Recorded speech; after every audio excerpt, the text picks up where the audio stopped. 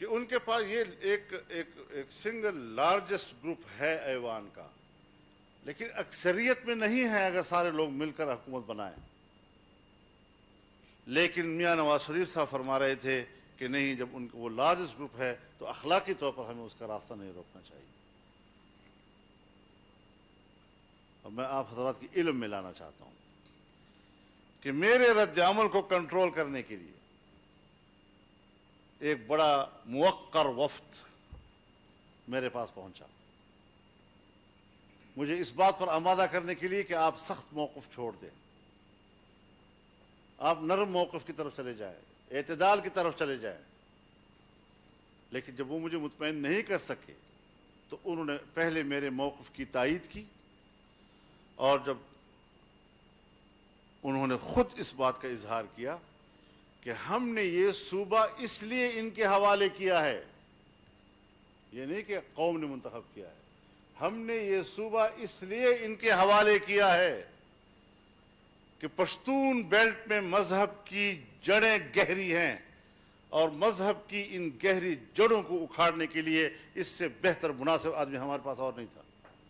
اور ہم نے این جی اوز کے ذریعے سے 15 سال محنت کی ہے ایسی فضا بنانے کے لیے۔ آپ بتائیں جی ہم کہاں کھڑے ہیں جی؟ پاکستان میں، پاکستان کے لوگ مسلمان ہیں، یہاں ایک بڑا مضبوط قسم کا مذہبی فکر کا طبقہ موجود ہے، وہ بھی پاکستانی ہیں، ان کی بھی احساسات ہیں۔ اگر ہم ان کے کاز کی بات کرتے ہیں تو جلدی سے کہہ دیا جاتا ہے مولوی صاحب پھر مذہبی کارڈ استعمال کر رہا ہے۔ اگر ایک قوم پرست اپنی قومیت کا کارڈ استعمال کر سکتا ہے تو میں بھی پھر مذہب کا کارڈ استعمال کر سکتا ہوں، یہ میرا حق بنتا ہے، مجھے کوئی شرمندگی نہیں اس کے اوپر۔ میں پاکستانی ہوں، آئین میں جس چیز کو تحفظ حاصل ہے، اور جب اس کو خطرہ ہوگا تو اگر جمہوریت کو خطرہ ہے اور میں فرنٹ لائن پہ لڑتا ہوں تو پھر اگر اسلام کو خطرہ ہوگا تو فرنٹ لائن پہ لڑیں گے۔ اس پر کسی کو آر نہ دلایا جائے۔ تو اس حوالے سے صورتحال یہ ہے، ہم نے آپ کے ساتھ مل کر متفقہ موقف لیا ہے کہ ہمیں شریعت چاہیے لیکن بندوق کے زور سے نہیں۔ آپ کے ساتھ کھڑے ہیں، آئین کے ساتھ کھڑے ہیں، پارلیمنٹ کے ساتھ کھڑے ہیں، لیکن مجھے بتایا جائے کہ آج جو اس پارلیمنٹ میں قانون سازی ہو رہی ہے یہ بندوق کے زور سے نہیں ہو رہی۔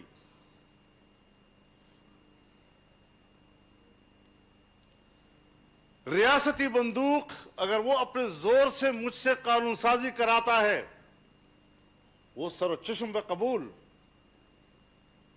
لیکن اگر قوم کا کوئی فرد چاہتا ہے تو ہم اس کو غدار اور دشمن اور فلاں فلاں کہیں، ہم آپ کے ساتھ ہیں اس معاملے میں۔ ہمارا نظریہ یہی ہے کہ ہم جمہوری راستے سے محنت کریں، لیکن جمہوری راستوں سے سن 73 سے لے کر آج تک کیا ملا ہے قوم کو؟ ابھی تک شکوے تو موجود ہیں، لیکن حالات، ملک کہاں کھڑا ہے، ادارے کہاں کھڑے ہیں، ہماری کمزوریاں ہم نظر انداز کرتے چلے آ رہے ہیں۔ چلو ٹھیک ہے، آگے دیکھتے ہیں، آگے چلتے ہیں۔ ہمارے ملک کا جمہوری نظام بھی اس وقت مکمل طور پر پابجولاں ہے۔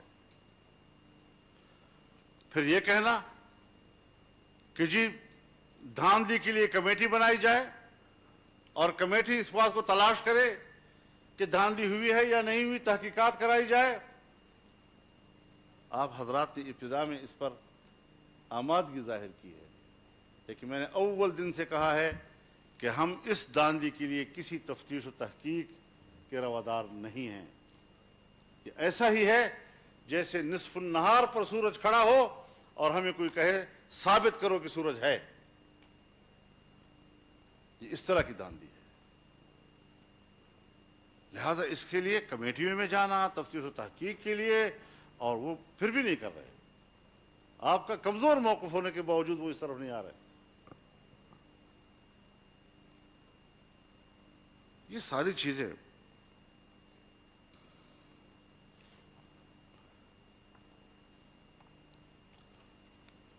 جو آپ نے اپنے وسیع الظرفی کا مظاہرہ کر کے کہا کہ لارجسٹ گروپ ہے اور حکومت بنائے، آج پنجاب میں مسلم لیگ نون لارجسٹ گروپ ہے، کیا یہ فراخ دلی وہاں سے آپ کے پاس آئی؟ کیا انہوں نے آپ کو وہاں حکومت بنانے کا موقع دیا؟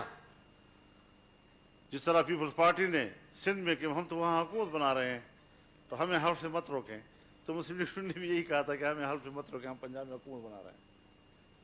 تو کیا جواب ملا آپ کو وہاں پر؟ یہ باتیں میں صرف اس لیے عرض کر رہا ہوں، شاید جذبات کو ٹھیس بھی پہنچے ان چیزوں سے کہ فضل الرحمان کیا پرانی باتیں دوبارہ کر رہا ہے، لیکن صرف یاد دلانے کے لیے کہ ہم بہت کچھ کھو چکے ہیں.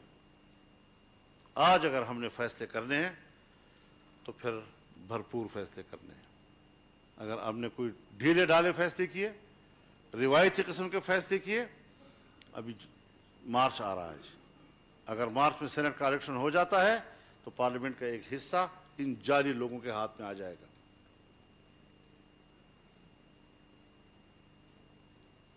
تو آپ پھر کہاں کھڑے ہوں گے؟ ملک کہاں کھڑا ہوگا؟ لہذا ہم بڑی صراحت کے ساتھ کہنا چاہتے ہیں کہ آج ہی فیصلہ کریں کہ ہم اسمبلیوں سے مستعفی ہوں گے. اگر ہم انہی اسمبلیوں میں بیٹھے ہوئے ہیں جہاں ہماری توقیر کا یہ عالم ہے، جہاں کوئی کارکردگی نہیں ہے، تو پھر میں نہیں سمجھتا کہ ہم اپنے مقصد کے لیے، جو شفاف الیکشن کا مقصد ہے، اس کے لیے کوئی کردار ادا کر سکیں گے.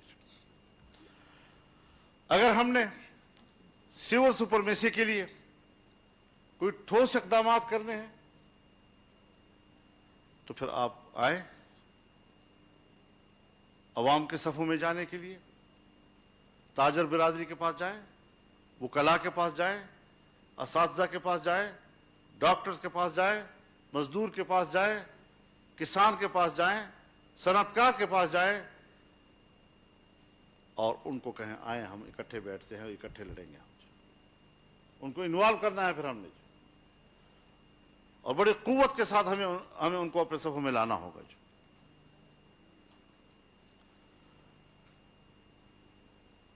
نیب کے بارے میں کافی باتیں ہو چکی ہیں. میں میاں نواز شریف صاحب کے خیالات سے بالکل متفق ہوں، لیکن میں ایک بات یاد دلانا چاہتا ہوں کہ جب 18ویں ترمیم کے لیے کمیٹی بنی تھی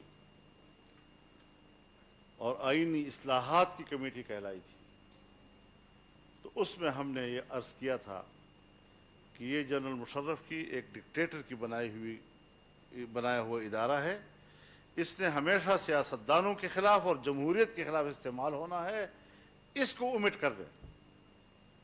جہاں بہت سی چیزیں آپ حذف کر رہے ہیں، جہاں پوری 7ویں ترمیم ہم نے حذف کر دی، حذف کرنے کے بعد پھر دوبارہ اس کو بحال کرنا، ہم نے اپنی درخواست کی تھی آپ حضرات سے، لیکن خدا جانے کیوں اس کو برقرار رکھا گیا، کس مصلحت کے تحت برقرار رکھا گیا، ہمیں آج بھی پتہ نہیں چلا.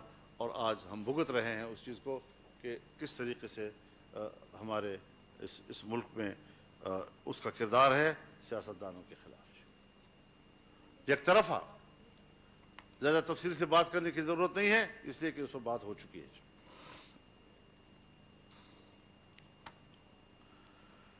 آج آپ اپنی پوری نظام کو دیکھیں. اسمبلی جعلی، آپ کا وزیر اعظم جعلی،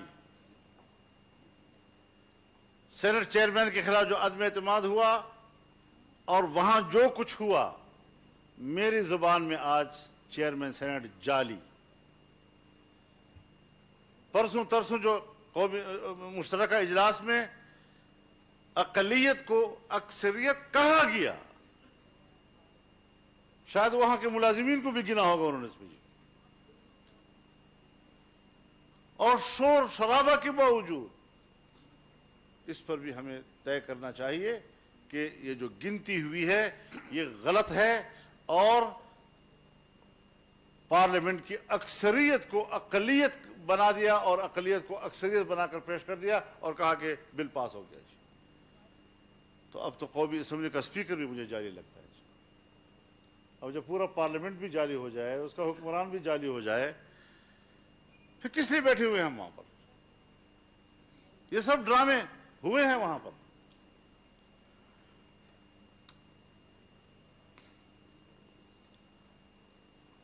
اور آج جو FATF کے ذریعے سے قانون سازی ہو رہی ہے، یہ یہاں اب رکے گی نہیں.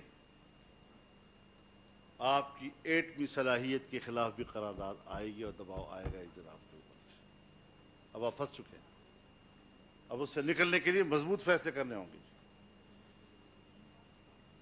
ڈی نیوکلرائزیشن جو ہے اس کے آپ انتظار کریں گے. آپ تو اس نازک صورتحال سے کہ ہم اپنی عیاشیوں کے لیے پاکستان کو زندہ رکھنا چاہیں جتنے بھی ہم غلام بن جائیں، لیکن ہماری عیاشیاں زندہ رہیں، تو یہ تو کوئی زندگی نہیں ہے. پاکستان اول ہے ہمارے لیے، اس کی بقا اول ہے ہمارے لیے، باعزت بقا اس کے اول ہے ہمارے لیے. اور وہاں پر جو آئین ہے، آئین کے مطابق ہمارا نظام چلنا چاہیے. کبھی تجاویز آ جاتی ہیں صدارتی نظام. ہم نے آئینی اصلاحات کمیٹی میں اس بات پر اتفاق کیا تھا کہ آئین کے بنیادی ڈھانچے کا تعین کیا جائے، اور ہم نے 4 پلرز اس کے بتائے تھے اور اس پر اتفاق ہوا تھا: اسلام، جمہوریت، وفاقی طرز حکومت، پارلیمانی نظام. اگر ایک ستون بھی گرتا ہے، آئین گر جاتا ہے، اور آپ کو ایک آئین ساز اسمبلی دے کر نیا آئین دینا ہوگا. آپ مجھے بتائیں کہ پاکستان اس کا متحمل ہے کہ ہم اثر نو نئے آئین پہ بات کریں؟ 70 سالوں میں جو چیزیں طے شدہ ہیں وہ دوبارہ ری اوپن ہو جائیں؟ کیا ہم متحمل ہیں اس کے؟ تو ان حوالوں سے بھی ہمیں اپنے مضبوط موقف کی طرف جانا ہوگا. اور حالت تو ہماری یہ ہے کہ ہم ملینز اجتماعات کرتے ہیں، لیکن میڈیا کو اتنا کمزور کر دیا گیا ہے، اتنا مقید کر دیا گیا ہے کہ وہ ہمارے لاکھوں کے اجتماعات اور ہمارے تقریریں جو ہیں وہ اپنے چینلوں پہ دکھانے کے قابل نہیں رہے.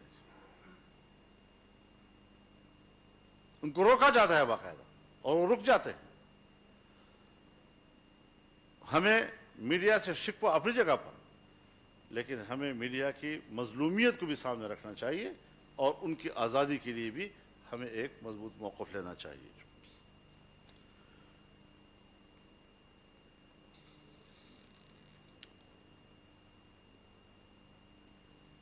پاکستان بڑی ہمت کے ساتھ میگا پروجیکٹس کی طرف جا رہا تھا. سی پیک منصوبہ، پاور جنریشن کا مسئلہ، اور بہت سے منصوبے پاکستان کے سامنے تھے. معدنی ذخائر کی طرف جانا، اس کو پاکستان کے لیے استعمال میں لانا، لیکن آج سب کچھ رک گیا ہے. اور مجھے ایک سفارتکار نے بتایا، باہر کے سفیر، کہ جب ہم نے ان سے پوچھا کہ آپ یہ کیا کر رہے ہیں، تو انہوں نے کہا کہ پاکستان اور پاکستانی قوم میگا پروجیکٹس کی متحمل نہیں ہے، لہذا ہمیں مائکرو لیول پر اور ہمیں میڈیم لیول پر اثر نو نئے منصوبے شروع کریں گے. تو پھر انڈے اور مرغی اور کٹے اور یہاں سے شروع ہوئے، اور یہ پالیسیاں آج ہماری اسٹیٹ کی پالیسیاں ہیں.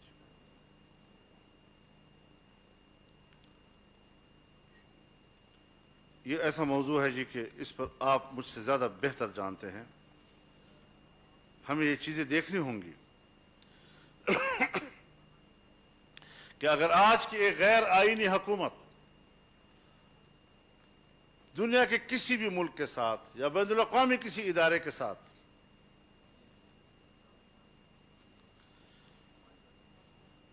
یہ کہتے ہیں جی آپ کو تقریر نہیں جا رہی باہر جی کہا تھا کہ نہ بند کریں موبائل فونز کو، چاہتی ہو کہ یہ باہر لائیو چلے، اندر کا بات نہ ہو. میرا تو خیال ہے کہ ہماری آج کی کانفرنس پبلک ہونی چاہیے تھی. ہمیں آپس میں طے کرنا ہے، اس کے بعد پریس کانفرنس میں میاں صاحب کا صدر صاحب اس کے بعد جو آپ طے کرتے ہیں ہم سب پریس کانفرنس کریں، اس میں ہم صاف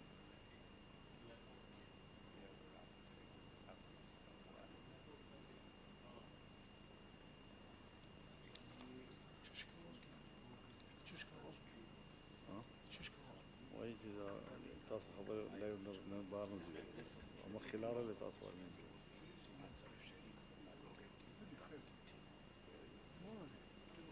خارج تليفون استخدامكم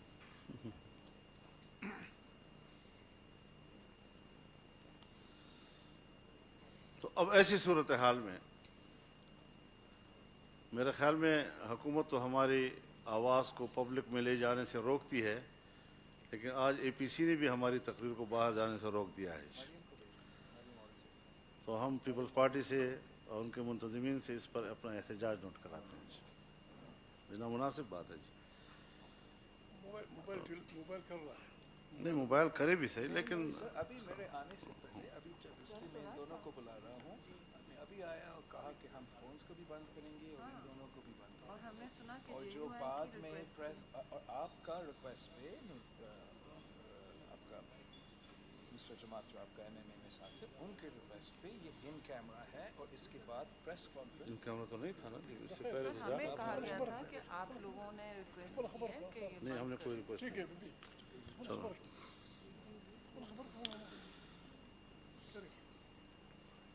اب بنیادی بات یہ ہے کہ ہم زبانی گفتگو پر اکتفا نہیں کر سکتے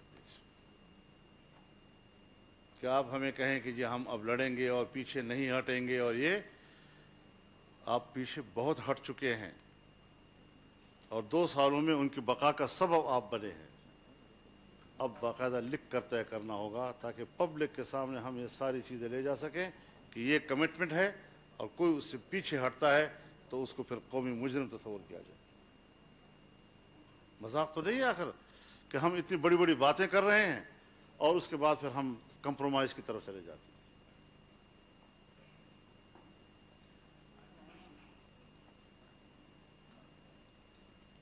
ٹی وی پہ نہیں چل رہا ہے، سوشل میڈیا پہ آپ لائیو ہمارا تو لائیو اگر آپ چاہتے ہو ٹھیک کہ ہے، یہ ٹھیک ہے، ٹھیک ہے. ہمارا کیمراز آپ کو سوشل میڈیا پہ لائیو کریں، صحیح ہے. لیکن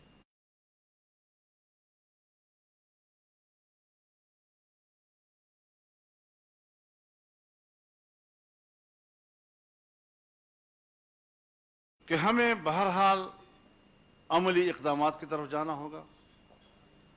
کمپرومائز کا راستہ بند ہے. آپ ہماری تحریک کو ایک سیاسی مہمیز تو لگا دیتے ہیں، لیکن جب ہم آگے بڑھتے ہیں تو پھر اس کے بعد ہمارے مصلحتیں سامنے آ جاتی ہیں، اور یہ رویے جو ہیں اگر اپوزیشن کی جماعتوں کی طرف سے بھی برقرار رہتی ہیں تو میں نہیں سمجھتا کہ ہم ایک دوسرے پر اعتماد کر کے کوئی تحریک چلا سکیں گے. اعتماد کے لیے بھی ہمیں مؤثر باتیں کرنی ہوں گی. ہمیں ایک تجدید عہد کرنا ہوگا. ہمیں حلف اٹھا کر یہاں سے نکلنا ہوگا. ہمیں ایک تحریری میثاق یہاں لکھنی ہوگی. اگر ہم چاہتے ہیں ہمارا ایک باقاعدہ تنظیمی ڈھانچہ ہونا چاہیے. ہمارے اس اپوزیشن کا باقاعدہ ایک نام ہونا چاہیے. ہمیں ہر طرح کے سرکاری تقریبات کا بائیکاٹ کر لینا چاہیے، چاہے کتنے بھی بڑے ملک کا سپر پاور کا مہمان یہاں آئے.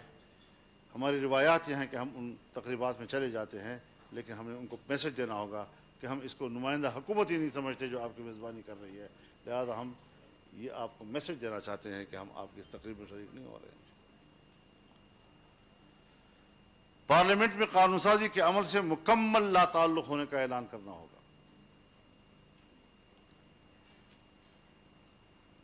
غیر منتخب اور غیر آئینی حکومت کے تمام بین الاقوامی معاہدات سے لا تعلقی کا اعلان کرنا ہوگا. آئندہ کوئی بھی حکومت بنی تو اس کی پابند نہیں ہوگی. یہ گورنمنٹ ہی نہیں ہے.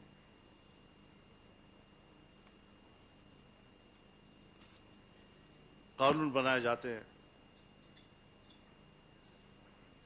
منی لانڈرنگ کے حوالے سے بنائے جاتے ہیں.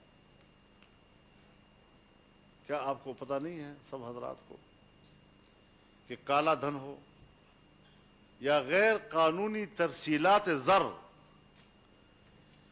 خفیہ اداروں کا اصل بجٹ ہی وہی ہوا تھا. تو پھر جب ہم کہتے ہیں کہ پیسہ دہشت گردوں کے پاس جاتا ہے تو میرے خیال میں اس پیسے کا بھی راستہ بند ہونا چاہیے جو ریاستی دہشت گردی کے خلاف جاتا ہے. کیا حق میں چلا جاتا ہے.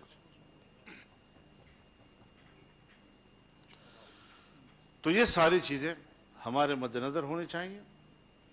اگر آپ ایک مضبوط فیصلہ کرنے، اسمبلی سے استعفے دینے، سندھ کی صوبائی اسمبلی کو تحلیل کرنے اور ایک بھرپور سیاسی تحریک جس میں کہ پارلیمنٹ کے اندر کے قانون سازی کے عمل سے لا تعلق ہونے کا فیصلہ کر لیتے ہیں تو میرے خیال میں، ورنہ ہم تو آپ کے پیچھے کھنچتے کھنچتے ابھی تک آئے ہیں، آپ کے پیچھے کھنچتے کھنچتے آئے ہیں.